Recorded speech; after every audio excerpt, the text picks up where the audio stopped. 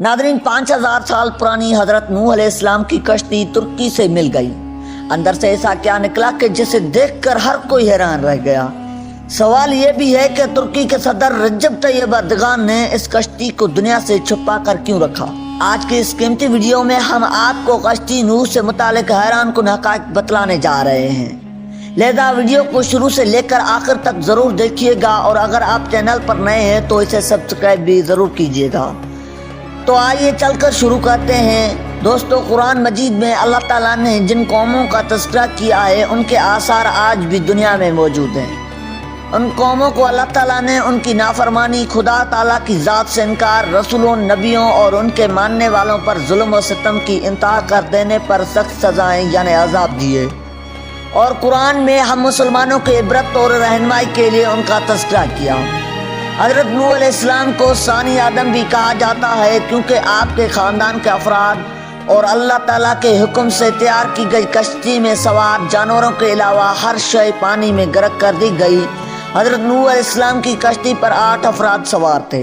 हज़रत नूह अलैहिस्सलाम, आपकी अहलिया, 3 बेटे और बहुएं, बाकी मुख्तलिफ इक़साम के जानवर की जोड़ियाँ थीं।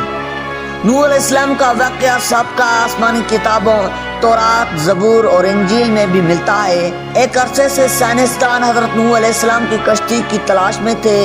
गैर मुस्लिम साइंसदान ये सवाल करते हैं कि अगर तूफ़ान नूह आया और हज़रत नूह अलैहिस्सलाम चंद इंसानों को और दुनिया के तमाम तर जानवरों के जोड़े लेकर जीव हेल कश्ती में सवार हुए और पानी के बदतरीन अज़ाब से बच गए, आखिर वो कश्ती कहाँ गई जिनमें उन सब मखलूक़ात ने सफ़र किया।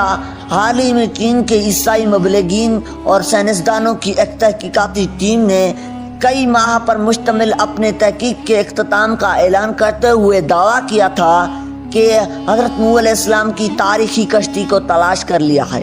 ये कश्ती मशरकी तुर्की में वाक़या कोहे अरारत पर मिली है, जिसकी चोटी की बुलंदी 12,000 फुट है। माहिरीन की टीम का कहना था कि इस कश्ती के 3 मंजिलें हैं। ये कश्ती कई मीटर बर्फ के नीचे दबी हुई है। गुज़श्ता 200 बरसों से 1 दर्जन से ज़्यादा टीमें हज़रत नूह अलैहिस्सलाम की कश्ती को तलाश कर रही थी, जिनके बारे में कुरान पाक में आता है कि वो जोदे नामी पहाड़ की चोटी से टकरा कर रुक गई थी। नाज़रीन, चीन के माहिरीन की इस रिपोर्ट को अमेरिकी साइंसदानों ने मानने से इनकार कर दिया। उनका कहना है कि कश्ती की लकड़ी के नमूने जो फराजंग के जांच के लिए भेजे गए थे वो इतने पुराने नहीं हैं कि उनके बारे में वसूख से कहा जा सके कि ये हज़रत नूह अलैहिस्सलाम के दौर की कश्ती है। जबकि चीनी माहिरीन की टीम का दावा है कि वो 99% यकीन रखते हैं कि ये वही कश्ती है जो हज़रत नूह अलैहिस्सलाम ने 4800 साल कबल अल्लाह के हुक्म से बनाई थी। माहिरीन का कहना है कि इस कश्ती की 3 मंजिलें हैं और इसमें कई बड़े बड़े कमरे भी हैं और उन कमरों में लकड़ी के सतों हैं। अरब अखबारात ने लिखा है कि चीनी और तुर्क ईसाई माहिरीन ने अपनी तहकीक के लिए कुरान करीम की उन आयात का भी मुताला किया था जिसमें कश्ती के सफर को बयान किया गया। माहिरीन का कहना है कि कश्ती के ठहरने की जिस मकाम की निशानदेही की गई वो साइंसदानों को कोहे अरारत की तरफ ले जाती है। गुज़श्ता 20 वर्षों में कई साइंसदानों ने कोहे अरार का दौरा किया। उनमें से कुछ एक ने पहाड़ पर बनी कश्ती की शक्ल की चट्टान को ही हज़रत नूह अलैहिस्सलाम की कश्ती करार दे दिया। लेकिन चीनी और तुर्क माहिरीन ने पहाड़ के उस बर्फीले मकाम पर तहकीकात की जहां दर्जा हरारत -7 डिग्री होता है। पहाड़ के जिस हिस्से में कश्ती की बाकियात दरियाफ्त की गई वो इंतहाई ढलवान और ख़तरनाक है। रिपोर्ट के मुताबिक उस टीम ने 60 मुख्तलिफ मकामात से हज़रत नूह अलैहिस्सलाम की कश्ती का मुशाहिदा किया। ये कश्ती कई जगहों से टूटी हुई है, ताहम मुकम्मल तबाह इसलिए नहीं हुई कि ये बर्फ़ के दबेश तह में दबी हुई है। कश्ती टूटी हुई होने के वजह से माहिरीन इसके अंदर जा सके। नाज़रीन ग्रामी, चीन माहिर वेन चिन ने बाज़ाब्ता एक प्रेस कॉन्फ्रेंस मुनक़िद करके अपने तहकीक से आगाह किया। कश्ती का मुआयना करने वाले एक चीनी माहिर का कहना है कि कश्ती का हर कमरा 5 मीटर ऊंचा है, उसमें कोई भी जानवर आसानी से समा सकता है। चीनी माहिरीन ने रेडियो कार्बन ٹیکنالوجی سے کشتی کے ٹکڑوں کا مشاہدہ کیا اور دعویٰ کیا کہ یہ 4800 سال پرانی ہے۔ کشتی میں کئی صندوق بھی ملے لیکن چینی ماہرین ان کو کھول نہیں سکے۔ ماہرین ایک مرتبہ پھر سے جدید آلات اور ایکس رے مشینوں کے ذریعے کوہ ہرا کا تفصیلی دورہ کرنے والے ہیں، تاہم تمام رازوں سے پردہ اٹھانے کے علاوہ امریکی سائنسدانوں کے سوالات کا جواب بھی دے سکے۔ حضرت نوح علیہ السلام کی کشتی دریافت کرنے کا دعویٰ نیا نہیں ہے۔ دوسرے جنگ عظیم میں نامی برطانوی فوجی لڑائی میں حصہ لینے عراق گیا تھا۔ اس کو تاریخ اور آثار قدیمہ میں کافی دلچسپی تھی، اس لیے اس نے عراق کے بازاروں میں مختلف آثار قدیمہ کے اشیاء خریدنا اور جمع کرنا شروع کر کے دیے۔ جب وہ چل بسا تو اس کے بیٹے سائم اس کے حصے میں یہ اشیاء آئی۔ اس نے یہ اشیاء برطانوی کے میوزیم کے حوالے کر دیے۔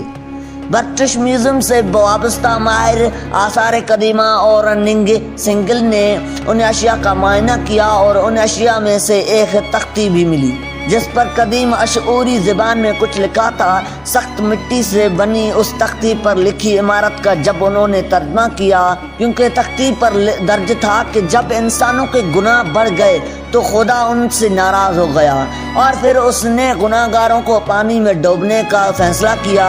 تب فرشتوں نے وادی دجلہ اور افرات میں آباد ایک نیک انسان حضرت نوح علیہ السلام تک خدا کا یہ پیغام پہنچایا کہ وہ ایک کشتی تیار کریں اور اس میں نیک لوگوں کے علاوہ تمام جانداروں کا ایک ایک جوڑا بھی سوار کر لیں۔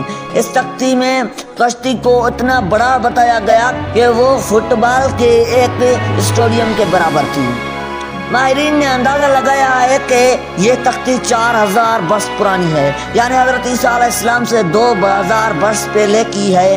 دوستو، اس طرح طوفان نوح کا ایک اور ٹھوس ثبوت دنیا کے ہاتھ بہت پہلے ہی لگ چکا ہے۔ عام طور پر مذہب خصوصا اسلام کے منکرین ان واقعات کو افسانوی قصے قرار دیتے ہیں۔ یہ تمام ثبوت ان کی آنکھیں کھولنے کے لیے کافی ہیں۔ اس تختے پر یہ بھی لکھا ہے کہ حضرت نوح علیہ السلام کی کشتی آج کل کی کشتیوں کی طرح لمبی نہیں تھی بلکہ بیضوی یعنی انڈے نما تھی۔ اس زمانے میں دجلہ اور فراق میں اسی طرح کی کشتیاں چلتی تھیں۔ کشتی کے ٹھہرنے کے مقام کے بارے میں قرآن مجید کی سورۃ الہود کی آیت نمبر 44 میں بتایا گیا کہ وہ ایک بلند مقام جوتے پر جا کر رکی تھی۔ عراق اور شام کے قدیم باشندے بائبل کے دور میں یہ بھی سمجھتے تھے کہ حضرت نوح علیہ السلام کی کشتی کوہ کردہ پر ٹھہری تھی۔ یہ مشہور پہاڑ جزیرہ ابن عمر کے قریب واقع ہے۔ یہ مقام بھی اب ترکی کے حصے میں ہے، تاہم عراق کی سرحد اسے متصل ہے۔ مسلم تاریخ دانوں نے کوہ کردہ کو ہی حضرت نوح علیہ السلام کی کشتی کے ٹھہراؤ کا مقام قرار دیا، اس لیے یہ پہاڑ مسلمانوں میں کوہ جودے کے نام سے مشہور ہو گیا۔ تاہم عیسائی مبلغین کا کہنا ہے کہ کشتی کو کوہ ارارات پر جا کر رک گئی تھی اور یہ پہاڑ آرمینیا اور ترکی کی سرحد پر ہے۔ حضرت نوح علیہ السلام کو ثانی آدم کے علاوہ شیخ الانبیاء کا بھی خطاب عطا ہوا، کیونکہ آپ وہ پہلے پیغمبر ہیں جو انسانیت کی طرف بھیجے گئے۔ قرآن پاک میں حضرت نوح علیہ السلام کا نام 73 مرتبہ آیا ہے۔ ان کی عمر 900 برس تھی۔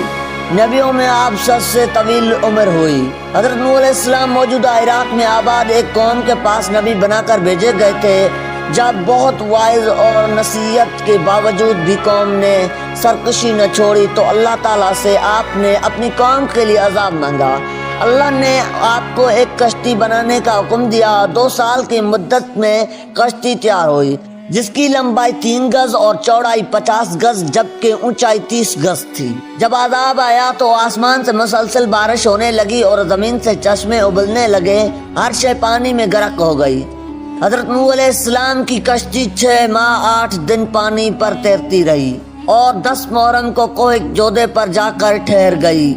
کئی دن تک پانی اترتا رہا۔ اس کے بعد جب خشکی پیدا ہوئی، حضرت نوح علیہ السلام نے سسرال شہر کو بسایا اور ایک مسجد بنائی جس کا نام سمانی رکھا۔ حضرت نوح علیہ السلام طوفان کے بعد صرف 60 برس زندہ رہے۔ ان کا مزار آج بھی لبنان میں موجود ہے۔ جی تو دوستو، ہمیں پوری امید ہے کہ آج کی یہ ویڈیو آپ کو بے حد پسند آئی ہوگی۔